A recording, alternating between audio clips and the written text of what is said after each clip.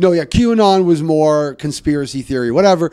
But ultimately, like a lot of conspiracy theory, when we look back on it, we go like, oh, they're actually just right about a bunch of stuff. Just in the moment, we thought they were kooky, and like it got kooky, but this entire world is meant to like break your fucking sanity at this point.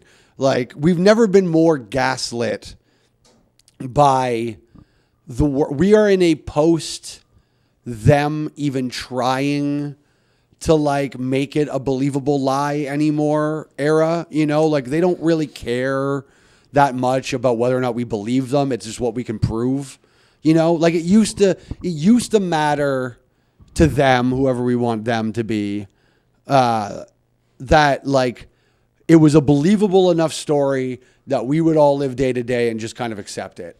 But now they don't even really care if we like this Epstein note that's come out this week, right? Where the guy's like, oh, I found his suicide note in a fucking graphic novel that was in the jail cell.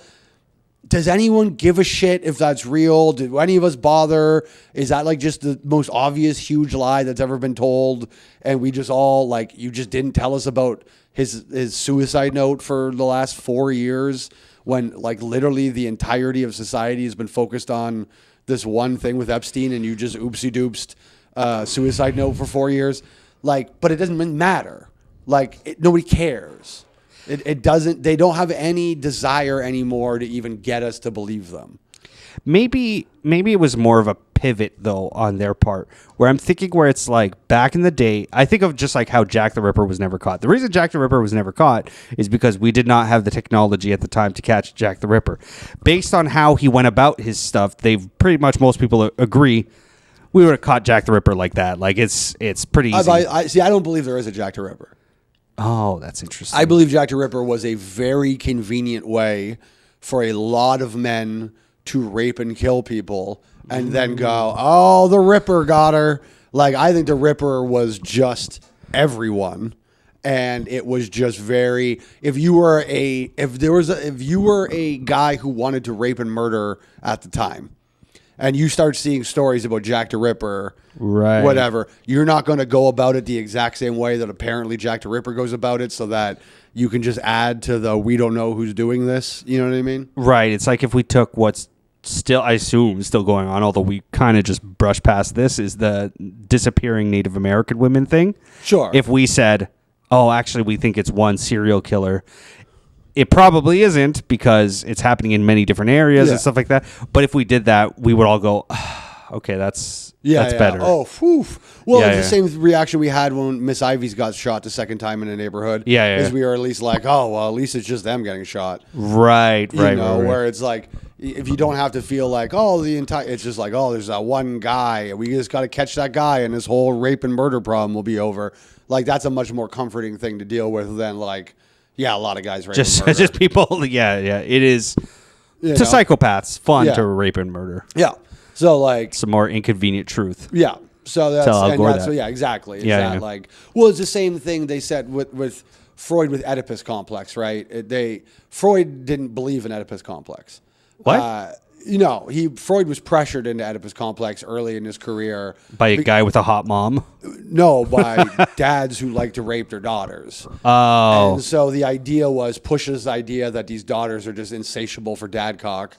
And it's just, what can you even do? They want it so bad, and they just want to kill their moms that we can't help but bang them.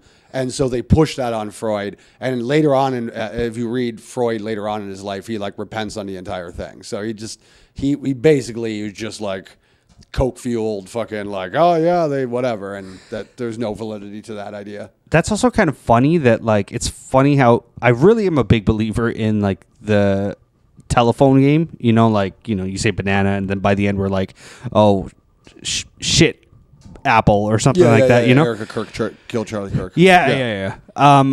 Is the whole Oedipus complex or whatever in nowadays pop culture is much more described as guys who want to fuck their moms and kill their dads. Like there's that it's supposed to be either or. But that's my point is that if you asked anyone, oh, what's that? They would always nowadays describe it as, oh, that's like a guy who wants to sleep with his mom because of the the Odyssey and yeah. Well, I also just think that like it's a sillier thing to us.